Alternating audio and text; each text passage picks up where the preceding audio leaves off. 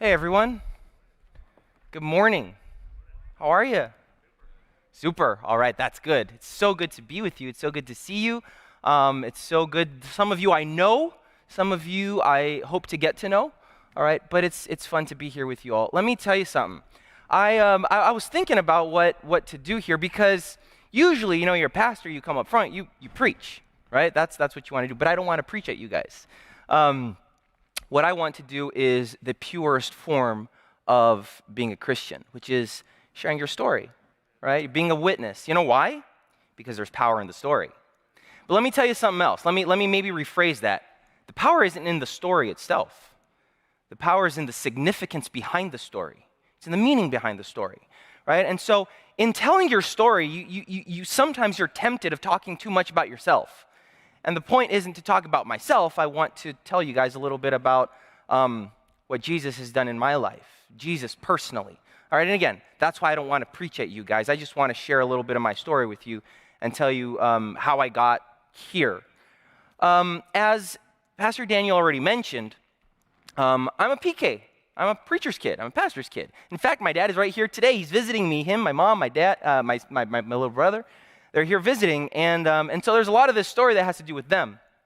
But growing up as a PK, I was hearing KD's, right, Dr. KD's testimony yesterday, and there's a lot of it that I could relate to because I'm a preacher's kid, right? But here's the thing: she's a lot nicer than I was. I think that she was a lot more faithful than I was. As a PK, sometimes you grow up in the shadow of your parents a lot because everyone knows your dad, right? You're the pastor's son, and not only that, but you have to be a good example. Are there any PKs here today? Anyone? Maybe not only PKs, but children of parents that work in ministry. Do we have any of those here? All right, we have a few. All right, how many of you here today were born as Adventists? Trick question, you'll see why. All right, but it's good to know, okay? So that was me growing up. And I'll tell you, for the first few years of my life, I was a pretty typical Adventist kid, preacher's kid. My dad, usually Adventist pastors move around a lot. So I was born in D.C. My parents are from Brazil. They were here studying at Andrews, and my dad was finishing his doctoral program. He was studying, my dad has a PhD in systematic theology. What does that mean? No one knows. Right? I don't know what that means to this day really well, what systematic theology is. All I know is that I grew up in an environment where people were studying a lot. Right? My mom is an RN, she's a registered nurse, and so I grew up in that environment of people studying, people being very smart, and a lot of books, and moving around a lot, preaching, going to church every Sabbath, staying at church all day, adventures, pathfinders, the works. Let's just call it the works, all right? We moved I was born in D.C., moved to New Jersey, then we moved to Canada, lived in Toronto, lived in another city called Oshawa, and then we moved back to Brazil. My dad went back to being a pastor in Brazil. Later on, he moved over to being a theology professor. He had been that before, and then he went back to it, and he was the dean of the theology course in Brazil, and so that's just my background, growing up and going to church, being a PK, and that's just what it was. The problem with that, in my experience, is that when you become a teenager, and I think that maybe a few of you can relate to this, you start not seeing the world anymore as your parents saw it, or your parents give it to you. Can anyone relate to that? You start not seeing the world only as what your parents relayed, but you start seeing it in your own eyes. Can you guys relate to that? I think everyone can, right? There's a moment that you kind of transition from, this is the world my parents have, and this is the world that I now perceive of myself. And coupled with that is I have a very strong personality. I think I followed my dad in that, my dad has Syrian blood. My grandfather ran away from Syria, I think it's to escape the First World War, or something like that. And so, you can see it in me, in my complexion. It's just who I am, and I have a very explosive personality, and so does my dad, and we started fighting a lot. And since my parents represented religion in my life, what do you think that I started fighting against? Religion, right? Now, the problem with that, again, with that fight against religion, is that in my case, in my household, every time I asked a question, I didn't have the typical, it's because the Bible says so, it's because I'm telling you so. I didn't have that kind of answer. I had deep theological answers, right? So, why do we go to church on Sabbath? Well, and then you have the whole, explanation. Why is this when you die? Why is this, what about predestination? If God knows what I'm going to do tomorrow, am I not, predestined to do it? And then I had a whole explanation to that. So I never got the short answers. I got the long answers. So it made resisting and refuting religion kind of hard, especially for like a 12, 13-year-old kid. By that time, we had moved to Brazil. So I'm jumping over a few parts of the story, but by that time, we had moved to Brazil. I was 12. I think that the fact that we had to move around a lot, it played a big part in my life. But there we were stationary for quite a few years, and we were in a huge university, one of the biggest Adventist universities in the world, and close to, it's out in the farm area. It's a very rural area, but it's not that far from one of the second biggest city in the state of São Paulo. So if you've heard of Brazil, you've probably heard of São Paulo, right? São Paulo is one of the biggest cities in the world. I think that in the greater metropolitan area, it's over like 20 million people. So it's huge, right? And then the second biggest city in that state, so you have the state of São Paulo and you have the city of São Paulo. And so in the state of São Paulo, I believe the second biggest city is a city called Campinas. And Campinas was like 30, 40 minutes away. It's just a quick bus ride away. And so when I'm trying to refute, religion, at this point I had given up on refuting Christianity with my parents, and I wanted to find my own way, my own truth. Have you ever heard anyone say that? That they need to find their truth? Have you heard that around? That's been thrown around a lot, So I was on that boat. I was on that train. I got to find my truth, not my parents' truth. I got to find mine, my very own. And so me and a few friends, and myself, we would hop on these buses and we would go to the city for many reasons. First of all, we like going to the lawn houses. Does anyone here remember a lawn house, a LAN house? I don't know if that's what they call it in the States, but it's basically like the computer gaming houses that kids go to. They, at that time, the games were Counter-Strike. We had the precursor of League of Legends, which was Dota, so maybe a few of you can relate to that, right? So we used to run off to the city to play on these gaming houses, and I'd stay there the whole day.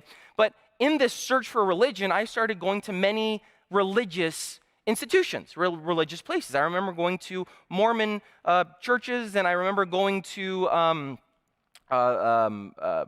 Buddhist temples, Hindu temples, and I'm growing up there, and my friends are interested in that kind of stuff, and we're all Adventist kids, all right? We have no idea what we're getting ourselves into.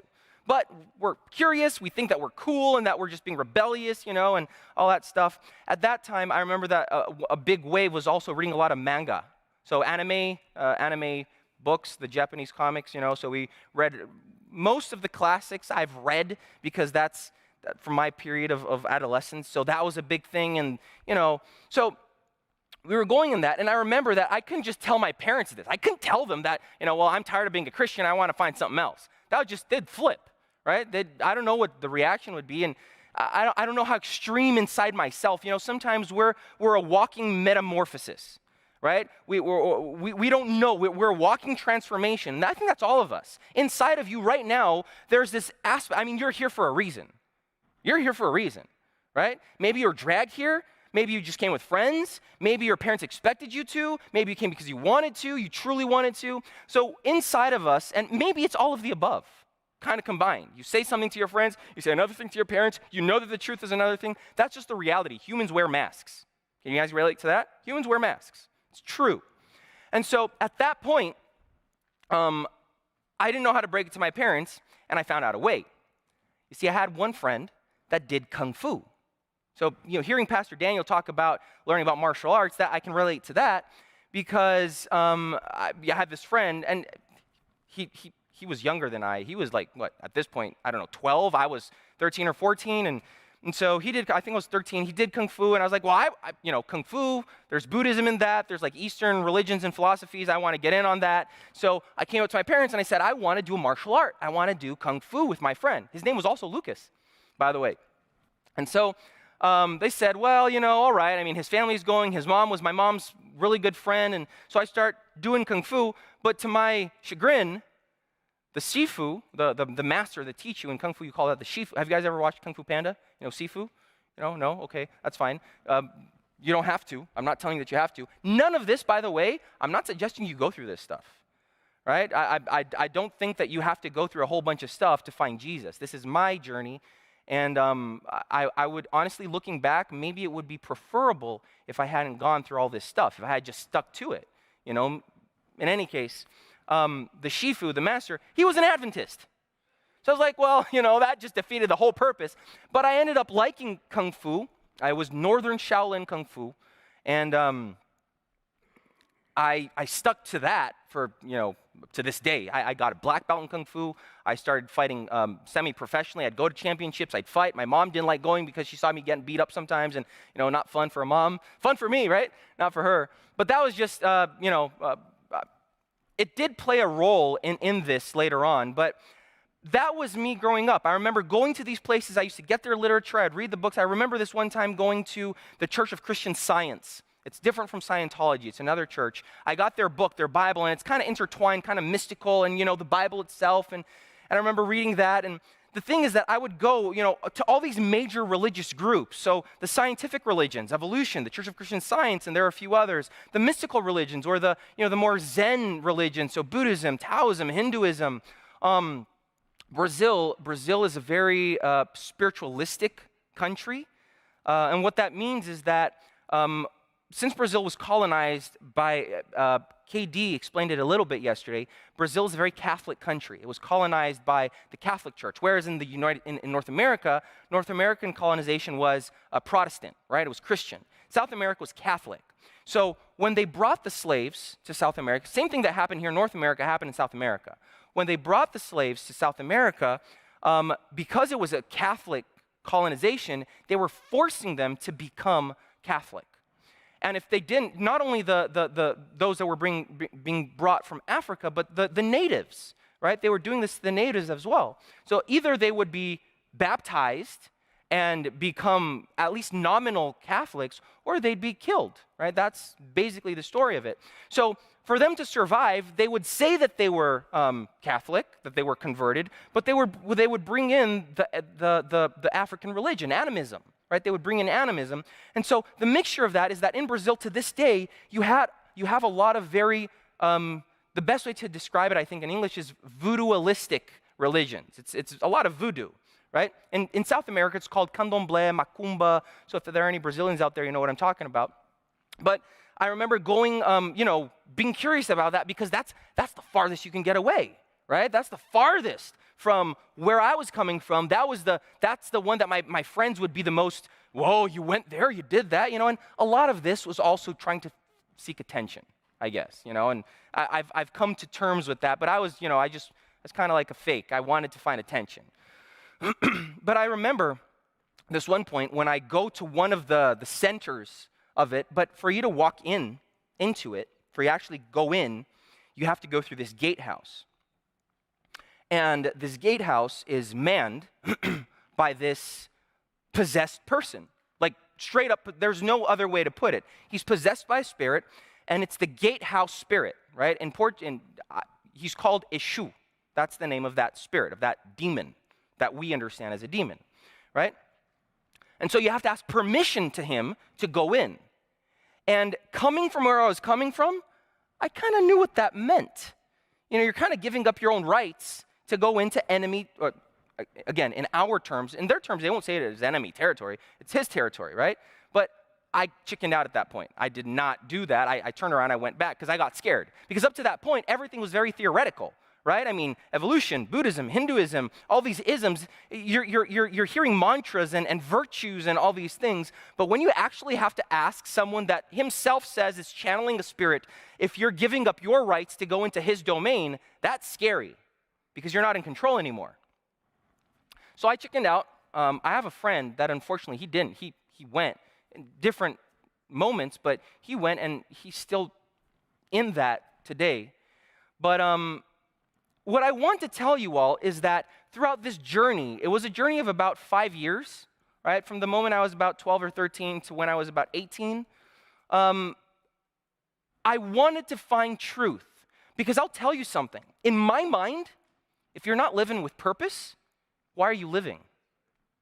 That was me in that moment, is, well, what's the point of being alive? It's not a matter of depression, of suicide, or anything like that. That wasn't that case. It's just, why are we alive? We're this second in the history of the universe. We're nothing. We're going to live 80 years at tops, maybe 90 if you're lucky. And even then, you're lucky if you have a good quality of life. So what's the point? What are you doing? What do you want, money? Houses? Cars? What are we living for, right? So now I believe I have a little bit more answers than I had back then, but back then I didn't have any answers. I only had questions. I didn't know where to find answers. I was angry a lot of the times because I remember crying a lot. That's how I would, my anger would seep out. My parents would see me crying. They didn't know what was up. They would come in, they would pray with me but in all of these religions, I'll tell you, I promise you, at least in my experience, I didn't find answers. I just found more questions. I remember that I was doing this workshop I was already a black belt in Kung Fu, and I was doing a workshop. You see, in my case, I did Kung Fu, the traditional Kung Fu, which is, they call them the forms, right? So you do a whole bunch of forms, and my wife calls them little dances, right? She makes fun of me. So when you do the little dances, I got the black belt in that, and then after I moved over to modern fighting. And that's where I used to go to championships and fight. They call it Sanda Sanshou. It's a form of mixed martial arts. And so I used to do workshops, and I used to train with the Brazilian official Olympic team. I wasn't on the team because I was still underage, but I used to train with them of Sanshou, right, of that martial art. And so we would do different workshops with different masters, with different teachers or shifus. And I remember this one time doing this workshop with one of the highest in the world. This 80-year-old old dude. And he was Buddhist, right? Straight up, born in China, all that. And I was curious, because that's what I wanted, right? So I come up to him and I say, I have all these questions. But the thing is that everything that he would answer, the only thing that he would say is, you're asking too many questions. You have to become one. I'm like, well, what does that mean? Become one. And that's that. It's just become one, become one, become one. And I had recently read the book about the first Buddha. The guy's name is Siddhartha Gautama. That was the first Buddha. There's a bunch of Buddhas, by the way. I don't know if you guys know that. But there's a bunch of them. The first one was called Siddhartha Gautama. And I mean, you read the book, he had a pretty interesting life. Honestly, it was an interesting book to read. But I had a really big question regarding their reincarnation, the aspects of their reincarnation, because according to Buddhist reincarnation, from what I understood, over time, people, they progress more than they digress. They digress, right? So there's a progression of souls. You're reincarnated into a better existence, into a better existence, into a better existence, until finally you become one with the universe. You transcend into nirvana, right? And so, of course, there's the other way around where you digress and you become, less and less. But over time, the progression is that mostly people are progressing. And so my question is, if that's happening, where are the extra souls coming from? Because if we had, again, and this has to do with the demographic growth. So if you had like 1 million people in this year and then 1 billion people and then 7 billion years, where are these extras? Who's creating the souls? Right? Where are they coming from? Aren't most of them becoming one? Aren't they most of them moving on? And so I remember asking that question, which was a big question, and he says, too many questions. You have to become one. And I got a little bit angry at that point, right? With that. And then again, these are just examples. What I'm trying to tell you is that with each one of these religions, and I'm a very curious person. I'll ask a bunch of questions. I don't care. I'll ask questions. So I was asking all these questions with evolution, with Hinduism. Hinduism, it's this belief. Again, and I'm ridiculously shortening the stories, but there are more than 33 million gods. Because basically everyone, when you die and you live a good life, you become a god. There's a Disney movie, it's Mulan, and in this movie, she goes into this little temple, and they're the little household gods. If you have ever watched that, you'll know what I'm talking about. And that's basically it. It's the ancestors that become the guardian spirits of the household. And of course, you have the bigger gods, the greater gods, but my question there was, look, I know myself. I'm going to become a god? That can't be. Because I know myself, right? I'm not a god. And that's a big problem with humanism, with Satanism. I got to the depths. I remember reading the Satanic Bible. There's two main ones, two main streams of it. And in it, and again, seeking attention. I was trying to find attention. I thought I was going to find this big, deep thing. In reality, I was a bit disappointed because when you read the Christian Bible, it's so nuanced. It's so deep. It's so complex. There's so many details and layers to it. And in all these other things that I'm looking for and I'm looking at, it's not that complicated. It's not that nuanced. It's very disappointing.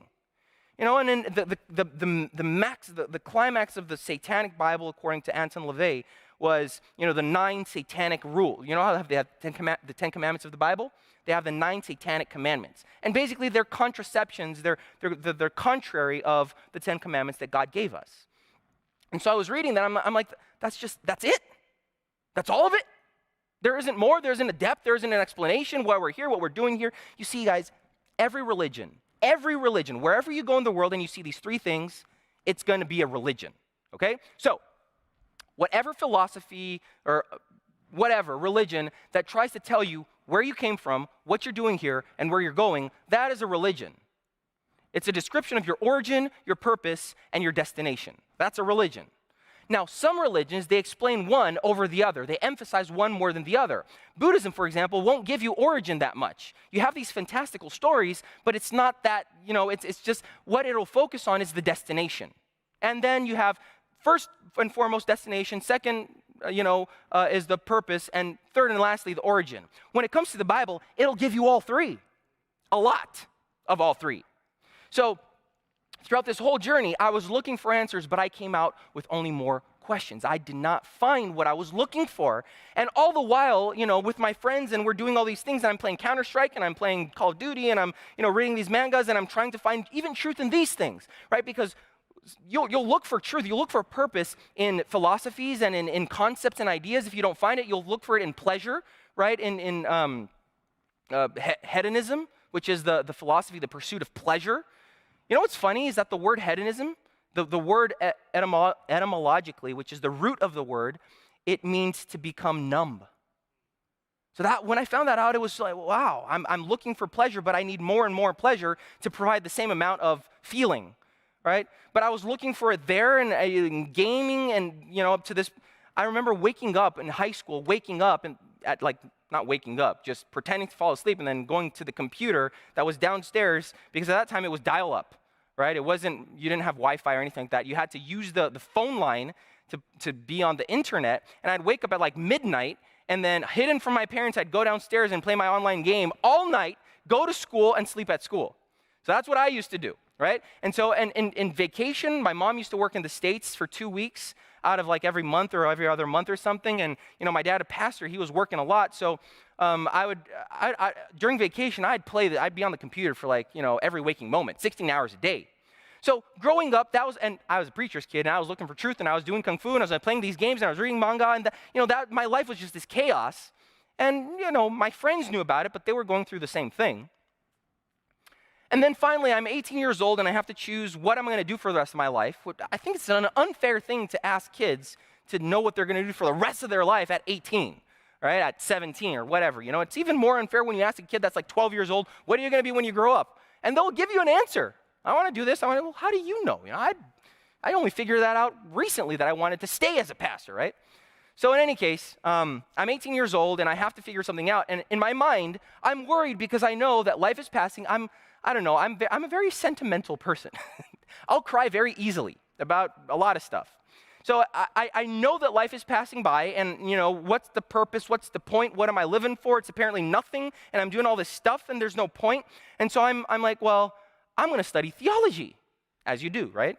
When you're all lost, you go and study theology. So that's what I decided to do. I went to study theology because I wanted to be saved. That was my reasoning. It's not because I wanted to be a pastor. Honestly, if you had told me that I was going to turn out a pastor, I'd have laughed at you. I'm going to be talking in public. This would be terrifying, by the way. Just praying in front of 3 or 4 people at that time, I used to tremble. I was embarrassed. I couldn't do it.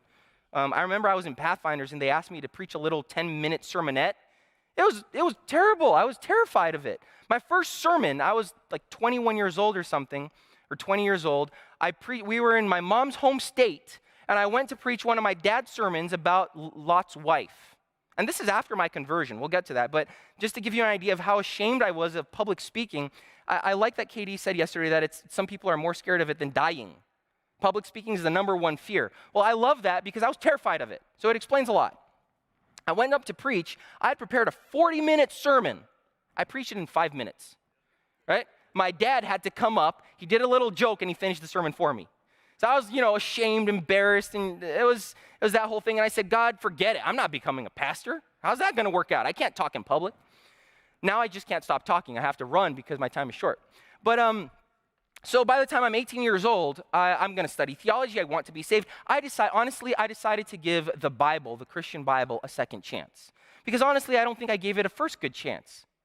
And let me tell you a very important truth. God does not have grandchildren. God does not have grandchildren. I asked the question, how many of you were born Adventist? A bunch of you lifted up your hands. That works, all right? You can be born in an institution, in a religion, and because of your parents. You're not born knowing Jesus. You're not. It doesn't work that way. Knowing someone, having a religion, it's something that's built. It's constructed.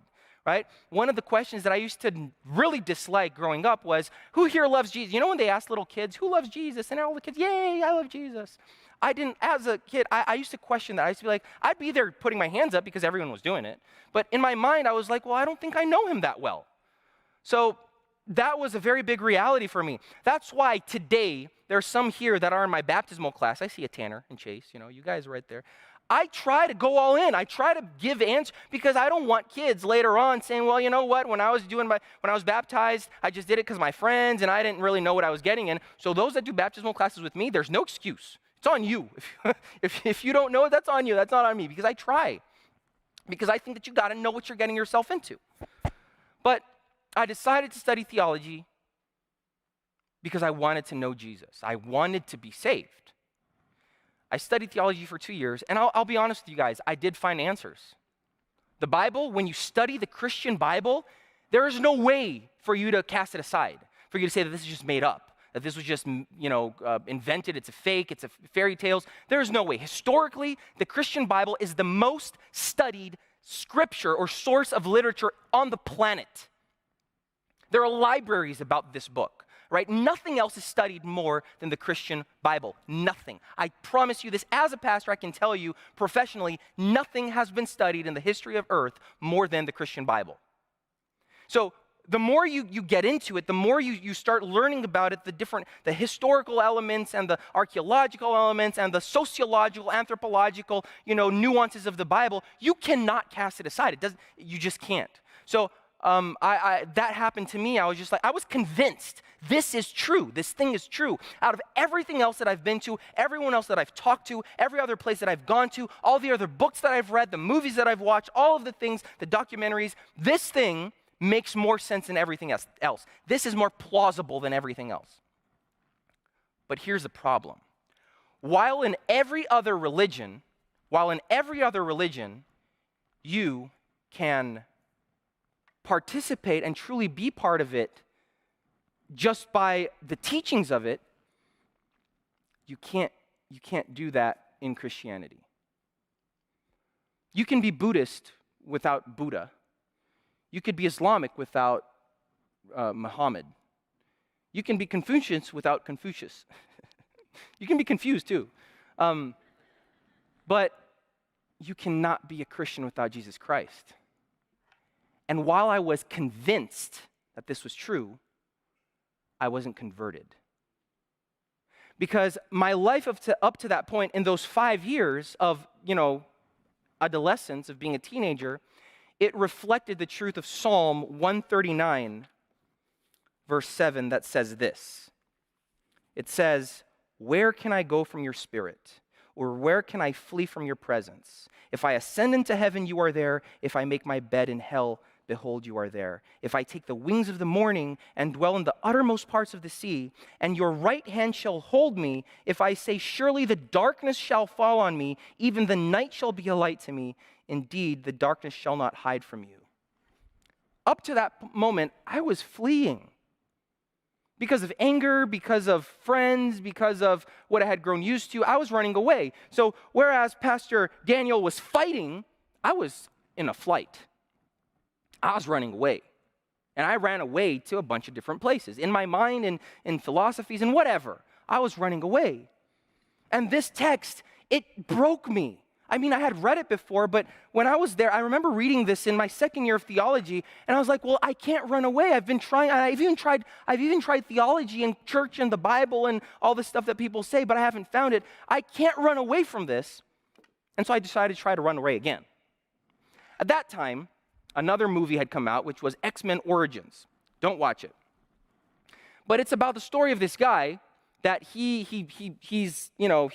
it starts with him up in the mountains, and he's a lumberjack, and he just ran away, from the world and from life and all. And I'm like, I can get on board on that train.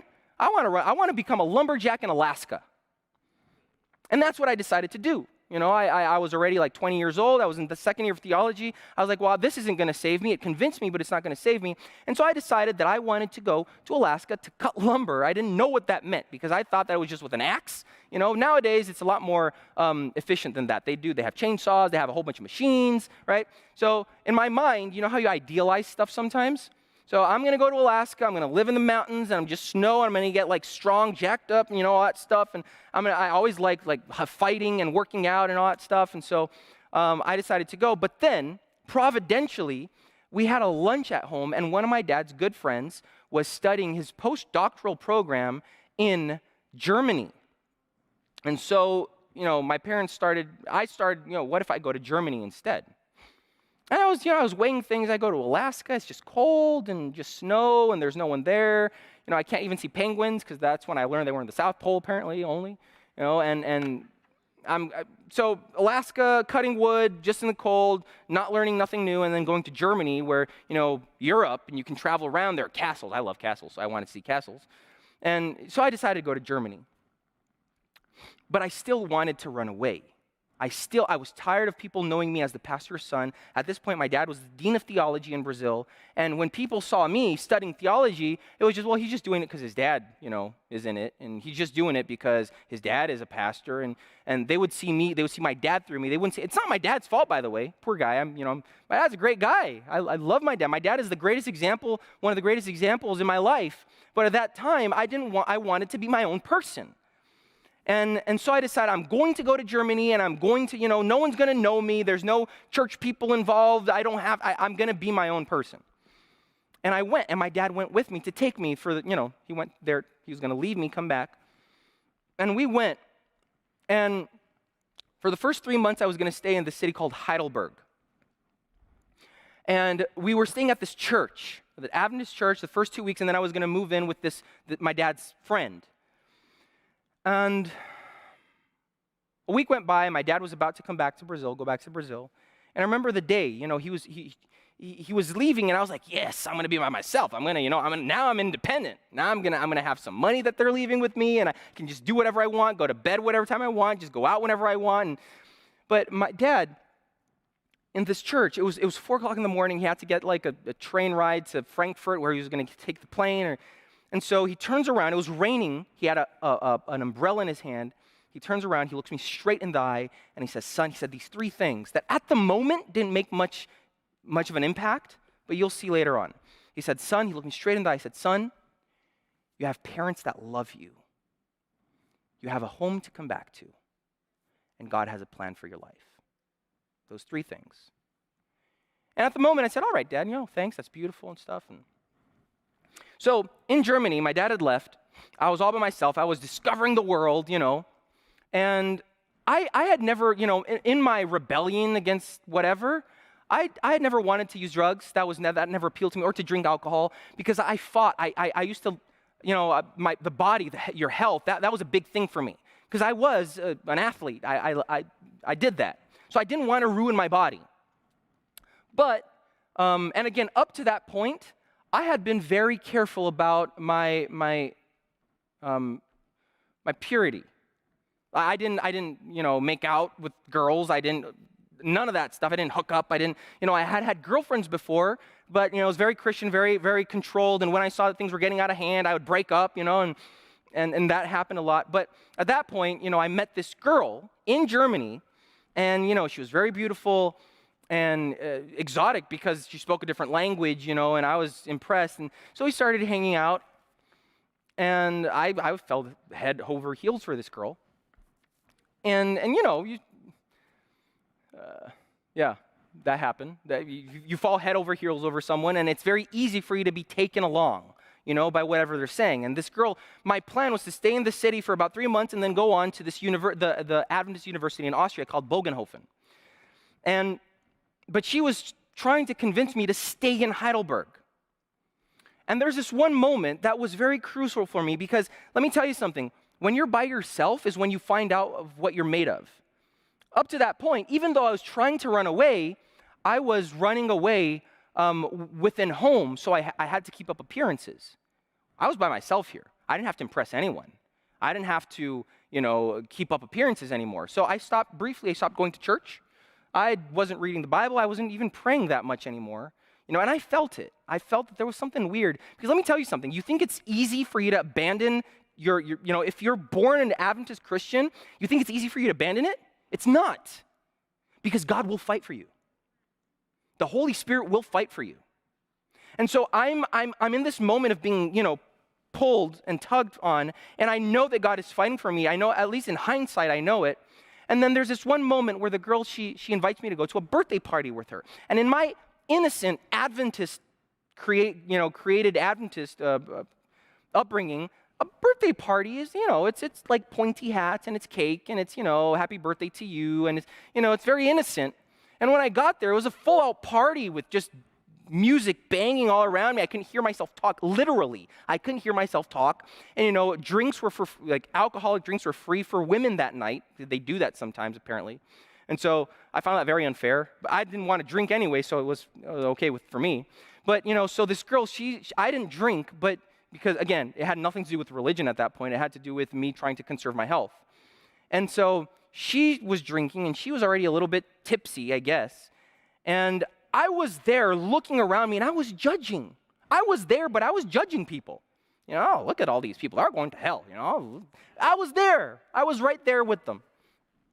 And at one point, she goes to the bathroom, and again, I remember this guy throwing a glass down, and she comes back, and Uncle Tony asked me to not hold anything back. This is a moment where I won't be crass, all right? So those who understand will understand. Those who won't, ask your parents later. She made me a very indecent proposal. That's how I'll put it. She made me an indecent proposal. And at the moment of that proposal, and she did it with a represent, it was an indecent proposal, all right? And at the moment, nothing like that had been offered to me that easily. And it struck me. This is it. This is where I make a choice. Because again, to that moment, I had broken the Sabbath before. I'm not going to lie. Growing up, I'd play, whatever. We played Age of Empires on the computer and just say it was the Israelites. Right? That was me growing up.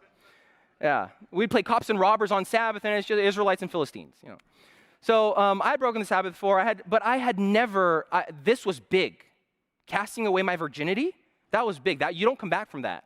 When people make fun of you because you're a virgin, and they'll do that, say, look, I could be like you in a second. You can't be like me ever again. And I knew that. And so that was big. And I won't lie, I almost went. No one would know. She was gorgeous. It would be good. I was miles away from home. But then, at that moment, 2, 3 o'clock in the morning, in that party, halfway across the world from home, my dad's words come kicking back, just flying back. Your parents love you. You have a home to come back to. God has a plan for your life. And that just kept hammering and hammering and hammering on my mind. And I couldn't. Something broke in me. And it might look, to a lot of people that have lived in the world, this is nothing. That's ridiculous. It's nothing. But to an Adventist kid, this was huge. This was monumental. And something inside of me broke. It just broke. I made up some excuse to the girl. I left her alone there. I mean, she'd get back to her house just fine. I just left her there, and I ran. Now, I was discussing this with my wife this morning, and she said, don't exaggerate the numbers. And I don't know how far it was, all right? In my mind, it was like 100 miles, all right? But it must have been, from our calculations, maybe like 5 or 6 miles away. I ran the whole way back. I ran, and I was crying. Imagine seeing this like 20-year-old guy running at all speed, full speed, somewhere, and just bawling, just crying, right? And that was me. I got back to the apartment, and I broke down in tears, and I remember that that's where I felt Jesus. That's where I felt myself meet Jesus. And I don't know why, I cried the rest of that night. I had never read The Great Controversy, the book. That's a book that the devil does not want you to read. I read that book from cover to cover. I had never done that before, from cover to cover in 2 days. All right, I didn't sleep, I didn't go to school, I didn't do anything. I just, I'd go to the bathroom, I'd go back to bed, and I'd be reading. That's how I met Jesus. 20 years old, second year of theology, grown up as an Adventist kid. That is where, and let me tell you, it's not that I found Jesus. Jesus found me. Jesus isn't lost. I was lost. Jesus found me. Now, I don't have the time to tell you what happened after that, all right? Because after that, how I actually became a pastor, that's a whole other story, all right? And that's a good story that I can tell you in another moment, and maybe next year or something like that. But at that moment, I decided that I would shape up. I would finish my time in Germany, learn German. Life is short for you to learn German, by the way. But I tried my best. I came back, finished theology, and here I am 10, 12 years later as a pastor. Now, I do want to tell you a few things. First of all, you cannot run away from God. You can try, but he will fight for you. The way down, the path down, it's a difficult road, because you'll have to deal with the Holy Spirit blaring the voice of salvation in your ears. You'll have to overstep the crucified body of Jesus that was crucified for you. You'll have to defy and deny everything you've learned before. It's a hard path, and thank God it's a hard path. But I do want to tell you 3 things that I get from this story today. First of all, in that moment of my teenager years, my life had no master. Well, let me fix that. The master of my life was not God. The master of my life at that point was myself and whatever else I was looking for. At times it was a game, at times it was a manga, at times it was a band, at times it was, me looking for, it was my books. I didn't have a master or a fixed master. The first step in life, if you want to succeed, the first step, you know what it is? Define your master. Who is your master? And there are a bunch of masters out there. God has a lot of rivals. God has a lot of rivals, but they don't live up to him. The first thing is define your master. Who is the master of your life? Is it success? Is it money? Is it education? Is it school? Is it academic work? Is it a relationship? Is it family? Who is the master? What is the master? And you'll see out in the world a lot of people with a lot of different masters. It took me 2 decades to truly figure out the master of my life. But when I found him, when I met him, all right, not heard about him, because you can be convinced about Christ without being converted to Christ. So when you meet him, when he becomes the master of your life, he will give you something that I also didn't have until I had the master. You know what it is? The mission. Once you have a master, he will give you a mission. So, you know those feelings that I described of feeling no purpose? What's the point? I didn't have it because I didn't have a master. How could I have a purpose without having a master? So if you feel that you have a purpose in your life, but you also feel that you don't know Jesus yet, my question is, who's your master? Who gave you that purpose? Who gave you that mission? In my case, it was Jesus. Jesus was the master. God is the master, and he gave me a purpose. I decided to become a pastor. And God will give a purpose, different purposes to different people. The third thing, the third M, I call them the 3 M's. So it's, what's the first one? Master. The second? Mission. The third is one that I learned there with that girl, matrimony. The person you end up with, that person represents you. That person has a lot about your personality. That person will define a lot of your life. Be extremely careful with who you end up with. Life can be heaven on earth if you're married to the right person. Life can be hell on earth if you're married to the wrong person. Trust me, right? Trust me because I know the heaven on earth part, but as a pastor, I've seen the hell on earth part. Be extremely careful. Master, mission, matrimony. Don't invert those orders, all right? If you can, don't invert those orders. It is the master first, mission second, matrimony third. And I want to end right now, in these last 3 minutes, I want to end with a verse, all right, that made sense of all these things to me. This is Ecclesiastes chapter 12. This is a very famous verse in the Bible. It says, "Remember now your Creator in the days of your youth, before the difficult days come and the years draw near when you say, I have no pleasure in them." Can you guys repeat this with me? Remember your Creator in the days of your youth. Repeat it. Remember your Creator in the days of your youth. Again, now, this is a book that is all about, there's a time for everything, right? Ecclesiastes, remember Ecclesiastes 3? There's a time to die, to be born. There's a time for this, a time for that. Why do you think that at the end of the book he says that the time for you to remember God is in the days of your youth? Why? Wouldn't it make more sense if it's at the end of your life, when things already make more sense and you're wiser and smarter? Why is he saying remember your Creator in the days of your youth, at your age right now? You know why? Because this is the moment when you make the biggest decisions that you're ever going to make. This is the moment. Now you define, and it's not only that. It's not only that this moment you make the biggest decisions, it's because you make the biggest decisions with the smallest consequences.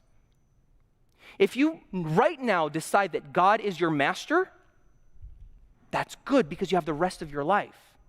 If you decide, well, right now the master, if it just happens, the master is I want to make money. But then when you're 25, you decide that you want to start over again and now you're going to dedicate your life to God, you kind of lost those years.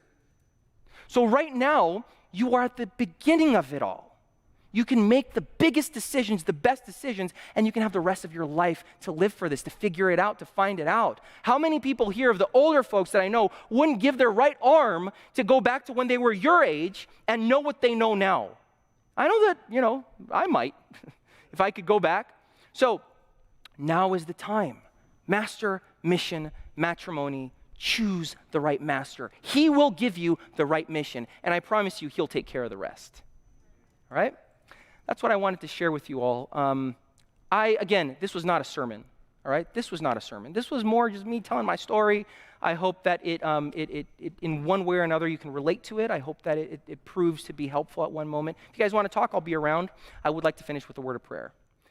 Dear Lord, thank you so much for being the God that leads life. Thank you so much for giving us, Lord, the opportunity of loving you, praising you, and getting to know you more. Lord, right here, there are probably a lot of young people that are facing difficult questions. Life is made of questions. Questions are the stuff of life. And Lord, I know that sometimes you don't answer these questions in our time or the way that we want it. I just ask you to please provide the answers to these young people in the way that will give them a sense of life. Allow them, Lord, to meet you as the master. Please give them the purpose, the mission, and all the rest, Lord, matrimony and everything else. Please fill that out in its right time. I ask you these things in Jesus' name. Amen. God bless.